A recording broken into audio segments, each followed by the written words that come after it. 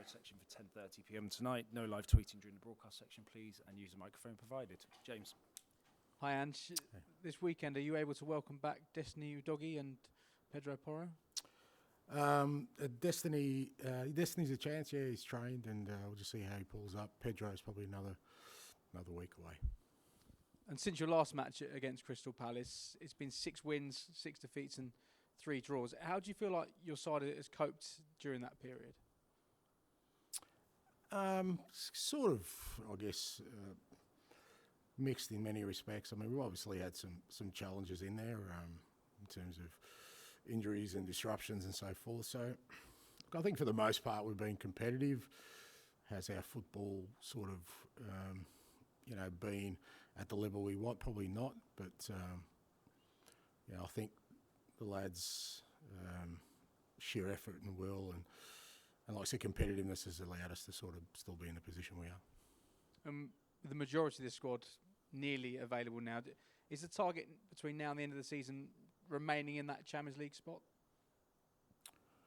Well, firstly, we do have a couple of injuries. So Richarlison's out for 3-4 weeks. He picked up a knee injury in the last game, so he'll be out for a little while.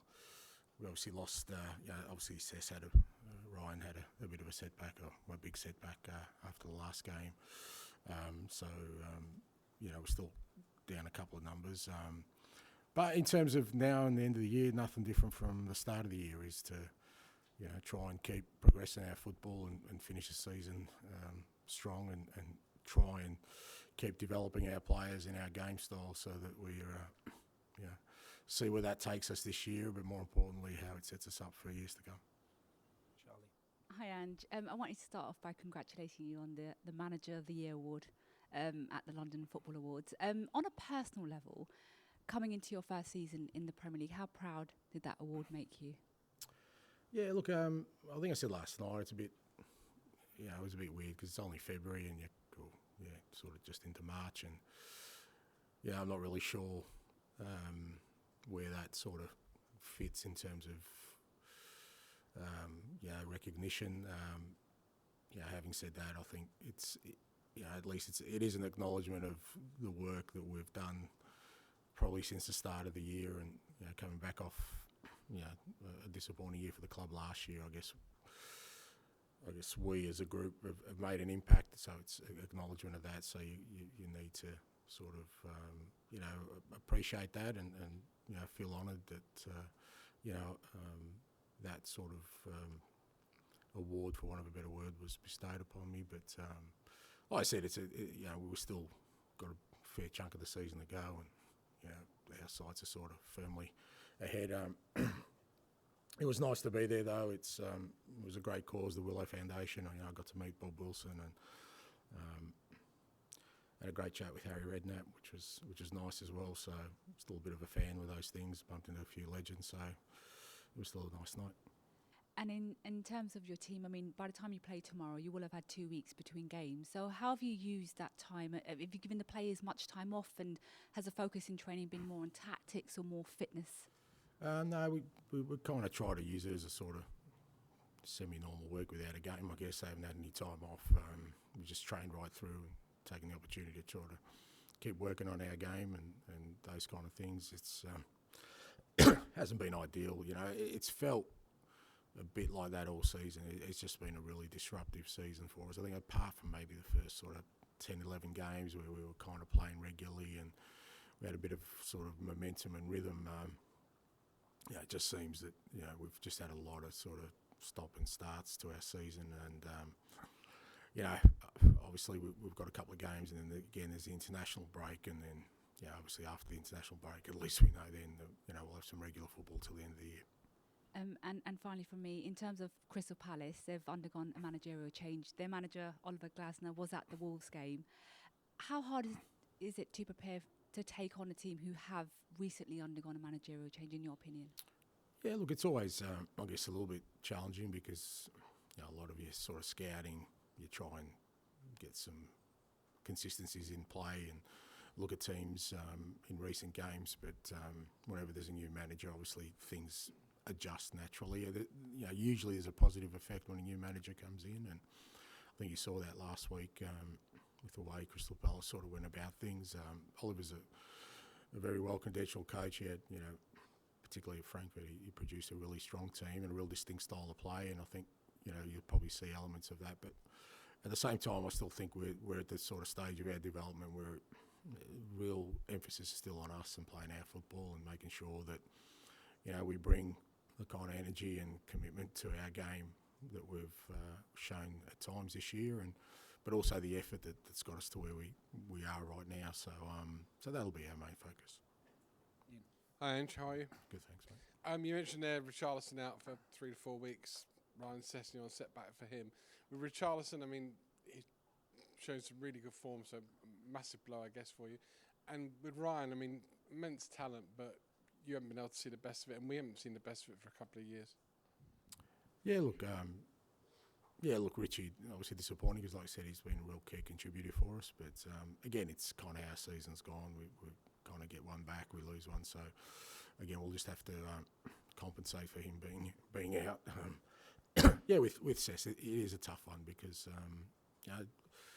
through no fault of his own, he's obviously worked hard to try and come back, and it's always more challenging when it kind of happens, as a series of events, and he hasn't really had any reward for all the hard work he's put in terms of his rehab to at least get out there and play and do what he loves, and as you say, just show people, his abilities. So it's a tough one for him, but he'll get all the support he needs. He's had his surgery now, and he's still a positive guy, and he's obviously been through this before, so hopefully that helps him to come back stronger and get out there and playing.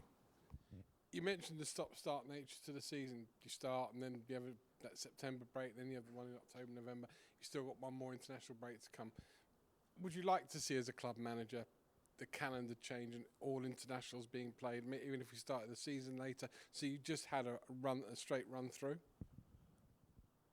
No, I don't think so. I mean, I think part of the reason for us is that, obviously we've got no European football. We were out of the Carabao Cup really early, so obviously we had the Chelsea game, sort of schedule change. So it's just been a combination of things for us. It's not so much the international window. It's just been a combination of things that hasn't allowed us to sort of, like I said, apart from the start of the season, have a real sort of serious run of games for us to build, momentum and a little bit of rhythm within the lads. And obviously we've had a lot of injuries as well, which haven't helped. So it's just been the nature of the season that's you kind of hope is a little bit unique, and hopefully next year will be different. Finally, you're in a battle with Aston Villa to finish 4th. In terms of, I remember Arsene Wenger once saying finishing 4th or finishing in a Champions League place was like winning a trophy. I'm not saying it's exactly like winning a trophy. Would it feel like success to you if you did nail Champions League by the end of the season? I mean, I'm not really sure. I haven't read the competition rules, but my understanding is that we're not just battling for 4th place at this stage. Okay, Ali. Hi there, Ange. On Sess, is there any chance of him coming back before the end of the season? Or is No, he's had surgery, so he'll be out for a while. And I mean, with him, obviously, he had surgery on the other hamstring. That strengthened that hamstring. Is that the kind of hope now that, I mean, he's only 23, that this now fixes these issues going forward? Yeah, I'm sort of reluctant to talk about the medical side of it because it's not my field. But as I said, he's getting the best sort of support and advice he can, and hopefully they find sort of a way to give him an opportunity, like I said, to do what he loves. He's not, it's through no fault of his own. He's doing everything he possibly can to get himself fit and get him up to be able to physically do what he loves to do, and hopefully this helps it. Sorry for another injury one, but Manor Solomon, how's he doing? Yeah, Manor sort of progressing, but still not sort of anywhere near sort of rejoining the group. Still got a bit of way to go. Again, it's a bit another frustrating one for him. He's been working really hard. He's been keen to get back, and we were kind of hoping for an earlier return date, but it's kind of been little things along the way that sort of set him back. So, fair to say, as we said, he's still a fair way away from the group. And George from the BBC, please. Hello, sorry, just one question. You mentioned you spoke with Harry Redknapp. I just wondered what he said. Has he enjoyed your team's style of play this season as a former Tottenham manager? Yeah, no, he's been really supportive from kind of when I've arrived. I had a little bit of history because he took over Jordan. We had him in a World Cup qualifier when I was manager of Australia, and we kind of crossed paths back then, and we reminisced about those days. A long way away from where we are now, but like I said, I enjoy those chats. It's an opportunity for me to kind of talk to people I've admired from afar, and just great to connect.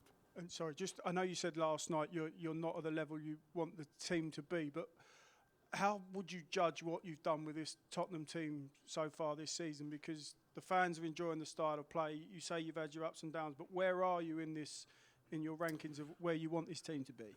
Look, it's hard because like I said, I've said a few times, it's not something that I kind of measure as we go along, but I just know that we've got a long way to go with the kind of football we want to play, and even where we are in terms of the squad, we've still got a lot of work to do. Have we made progress? Yes, I believe definitely we've made progress from where we were at the start of the year, and you don't lose sight of that because a lot of people have worked hard to get us to kind of the position we're in right now. But for what I'm sort of looking at in terms of where I want us to be as a team, not as a kind of end point, because hopefully that there isn't an end point, you keep improving, but just the elements of the team I want to see, the way we play, and like I said, where the squad is and how we work and the staffing. I just think we've got a long way to go, and that's also exciting, because we're hopefully setting up a really strong foundation to build upon. George, please. Hi, Ange. This sort of 2-week break, has it kind of allowed you and the squad to really nail down the key principles again, which sort of felt like we saw a lot more consistently during those kind of opening months of the season? No, I think it's just been a continuation sort of what we've been building on. Again, like I said, because it has been a disruptive season, and you don't lose sight of the fact that it's kind of first year of not just implementing a new game style, the way we train, new players coming in, the squad's changed a fair bit anyway. So, and then when you sort of layer on the injuries and other sort of disruptions we had from in terms of cohesiveness for the team, there's been a lot of factors that have been really, really challenging. So what we've tried to do is just maintain a real focus on making sure that irrespective of what's going on, that we keep every day trying to improve the principles of our play. As you said, it's not about so much about reinforcement, just continuing on the same road, on the same path of making sure we're sort of focusing on the right things. And it's rare that you have a weekend without a game. Did you manage to spend any time with the family in London, or was you at games watching? No, like I said, you try and keep it pretty normal. So we were in on last Saturday anyway, training. So it's just really had Sunday off, which is a normal sort of weekend for us. But there's still work to be done. And just with Richarlison's injury, you've obviously got a lot of attacking options, but not many out-and-out forwards. Does Richarlison's injury kind of open the door for Dane Scarlett, who's had a difficult season, to try and end that difficult season with a real contribution to the team over the coming weeks? Yeah, but that door's never closed. It's he trains with us every day. So for all the players, they're all in the same boat. That door is always open. If you're waiting for some secret magic door to open, that doesn't exist. The door is always open. They have an opportunity every day to put themselves in front of me, the coaches, to make an impact, and then wait for their opportunity. But as you said, Dane's had a difficult season, but it's great we got him some game time with the 21s last week. I think that was important, because when you actually look at the match minutes he's actually played this year, it's way too low for a guy like him who really needs some game time. So it was great to get him some game time in the 21s, and I think that's sort of helped him as well, and he's trained well this week. Okay, we'll move on to the embargoed section for 10:30 p.m. tonight. Matt?